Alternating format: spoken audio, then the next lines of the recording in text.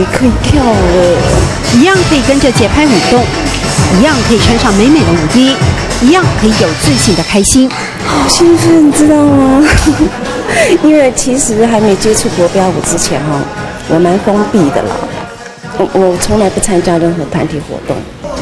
挣脱身体牢笼的灵魂，在音乐中单纯的享受。舞伴们仔细地控制距离舞步，一起有默契地把眼光看向快乐的地方。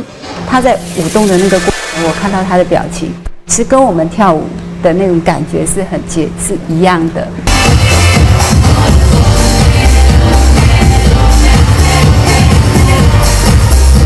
曾经害怕异样眼光的心，开阔了就无所惧。轮椅上练转圈，摔倒了起来就好。谢运才笑笑说着：“别人跌倒不都是这样？”最早练轮椅国标的廖碧珍，今年7月拿到全国赛亚军，让大家更有信心。明明很难的舞，可我看大家真的笑得好开心哦！大家的心情一起说：他强送这位秋后，爱快乐唔爱难，赞！要打造出这个爱与支持的环境，倒不轻松。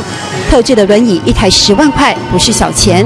幸好苗栗市政府拨用公益彩券的盈余专案补助，而想帮助身障者的叶瑞美和丈夫也始终没有放弃。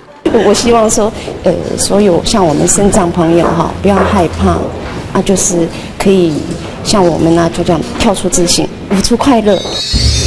身体的障碍不能限制快乐的自由，在这我们看到了很多人共同努力之下一个快乐的园地。较强送第位秋后，爱快乐唔爱难。